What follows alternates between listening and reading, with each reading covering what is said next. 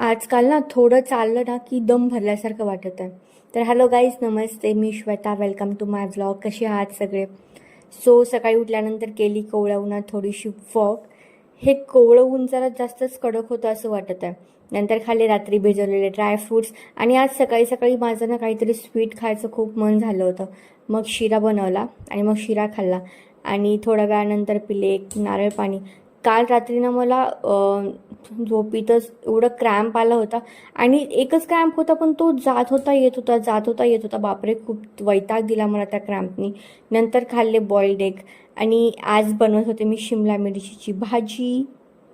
नंतर लंच बनवला आणि नंतर मग लंच केला, सोबत सलाड, शिमला मिरची, चपाती आणि एक वाटी दही.